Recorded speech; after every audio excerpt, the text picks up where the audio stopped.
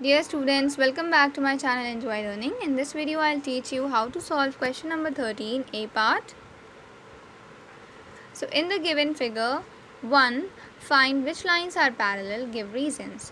So, बेटा हम लोग क्वेश्चन नंबर 6 और 7 में ये चीज़ चेक कर चुके हैं कि अगर टू लाइन्स हम लोगों को गिवन है और हमें चेक करना है कि वो पैरेलल हैं कि नहीं, तो हम लोग कैसे चेक करते हैं, है ना।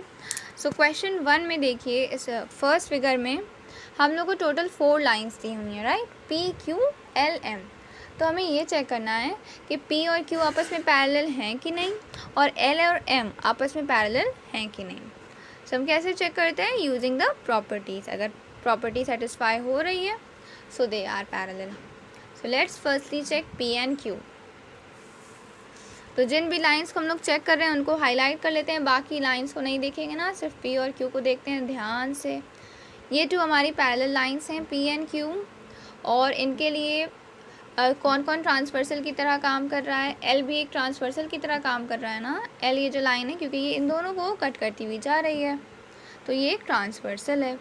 तो P और Q और L के बीच में कहीं Z फॉर्म हो रहा है, देखिए ध्यान से, Z फॉर्म हो रहा है, यस फॉर्म हो रहा है, ये देखिए ये Z बन रहा है ना। पैरेलल लाइंस हों और एक ट्रांसवर्सल हो, कैसी भी शेप का, ये हमारा Z बन रहा है। सो ये एंगल ऑल्टरनेट इंटीरियर होते हैं। उसी तरीके से यहाँ पे भी देखिए, ये पैरेलल लाइंस और ट्रांसवर्सल को मिला के ये Z फॉर्म हो रहा है ना।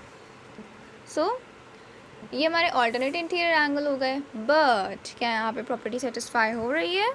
No, alternate interior angles equal होते हैं। हम लोगों ने पढ़ा है ना कि Z के अंदर ये जो एंगल्स आते हैं ये आपस में इक्वल होते हैं, बट यहाँ पे तो नहीं है ऐसा। 92 डिग्री है एक एंगल, दूसरा एंगल 76 डिग्री है। सो हम लोग क्या लिखेंगे, we will write 92 degree and 76 degree are alternate interior angles, है ना। ये क्या है, alternate interior angles है ना। बट alternate interior angles को कैसा होना चाहिए, इक्वल होना चाहिए parallel lines के लिए, बट ये लोग इक्वल नहीं है। तो हम लोग क्या लिखेंगे, but 92 degree is not equal to 76 degree, equal नहीं है। तो इसका मीनिंग क्या है कि P and Q are not parallel, P and Q are not parallel.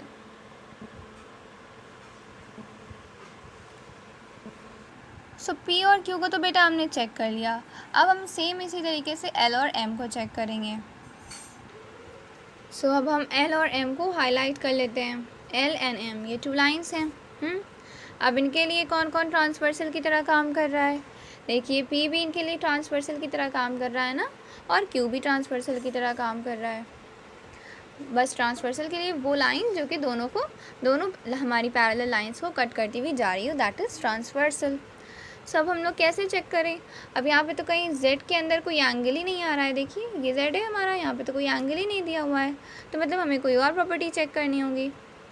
अगर हम लोग यहाँ पे ध्यान से देखें बेटा, तो ये एंगल 92 डिग्री है, तो ये भी क्या होना चाहिए, 92 डिग्री होना चाहिए ना, वर्टिकली ऑपोजिट। सो फिगर में जब आप कॉपी में फिगर बनाएंगे पहले, तो यहाँ पे A लिख दिएगा, क्या लिख दिएगा, A। और उसी तरीके से नीचे देखिए, ये एंगल 88 डिग्री है, तो इसका वर्टिकली ऑपोजिट ये हुआ ना, ये भी क्या होना चाहिए, 88 डिग्री। तो यहाँ पे B लिख दिए, क्या लिख दिए, B। सबसे पहले तो हम लोग ये कर देंगे कि A is equal to 92 degree, A को क्या होना चाहिए, 92 degree, using the property vertically opposite angles, full form लिखिएगा। सिमिलरली B किसके इक्वल है, B है 88 डिग्री के equal, and here also which property, vertically opposite angles. हम लोगों ने ऐसा क्यों किया, क्योंकि बेटा हमें पैरेलल लाइंस की कोई प्रॉपर्टी चेक करनी है। अब चेक कैसे करेंगे, जब हमें एंगल्स मिलेंगे, तो पैरेलल लाइंस के बीच में कोई एंगल ही नहीं बना हुआ है ना, पैरेलल लाइंस और ट्रांसवर्सल के बीच में यहाँ और यहाँ बने हुए थे, हमें यहाँ चाहिए थे एंगल्स। तो हमें दिख रहा है साफ साफ कि ये दोनों वर्टिकली ऑपोजिट से इक्वल हो जाएंगे, तो हमें यहाँ का भी एंगल मिल गया और यहाँ का भी एंगल मिल गया। अब हम लोग चेक कर सकते हैं कौन सी प्रॉपर्टी, ये देखिए पैरेलल लाइंस, L और M हमारी ये दोनों लाइंस हैं, P ट्रांसवर्सल है, तो ट्रांसवर्सल के सेम साइड पर और पैरेलल लाइंस के इंटीरियर में ये हमारे दोनों एंगल्स हैं। कौन से एंगल्स होते हैं ये? विच एंगल्स आर दीज? रिकॉल। ये हमारी टू लाइंस और ये हमारा ट्रांसवर्सल। सो ये एंगल एंड ये एंगल, ये दोनों एंगल कौन से एंगल होते हैं? को इंटीरियर एंगल्स, है ना। तो ये जो ए और बी है ये को इंटीरियर एंगल्स हैं। तो हम लोग ऐड करके चेक करेंगे ए और बी को। अगर 180 डिग्री आ रहा है मीन्स ये आप add. So we will do A plus B, A plus B. तो ए की प्लेस पे क्या लिख देंगे? 92 डिग्री। ए प्लस बी किसके इक्वल है? 92 प्लस 88 डिग्री। 92 प्लस 88 डिग्री क्या आ जाएगा? 180 डिग्री आ गया। 180 डिग्री आ गया, मतलब कि ए और बी हमारे ऐड करके 180 डिग्री आ रहे हैं। दिस मीन्स को इंटीरियर एंगल्स की प्रॉपर्टी सेटिस्फाई हो रही है। सो sum of co-interior angles is equal to 180 degree. So L and M are parallel lines, क्योंकि co-interior angles की प्रॉपर्टी सेटिस्फाई हो रही है तो इसीलिए L और M parallel lines हैं। कोई भी तीनों में से कोई भी आप पैरेलल लाइंस की प्रॉपर्टी को चेक कर सकते हैं, जो सी भी चेक हो रही है, मतलब जहाँ पे भी आपको एंगल्स मिल रहे हैं। को इंटीरियर की पोजीशन पे देखिए हम लोग को एंगल्स मिल रहे थे, जेड की जगह पे तो एंगल मिल नहीं रहा था, यहाँ पे ये जेड होता, यूँ करके जेड बनता। कोई सी भी प्रॉपर्टी को आप चेक कर सकते हैं। सो ये हमारा क्वेश्चन सॉल्व हो गया। All the best.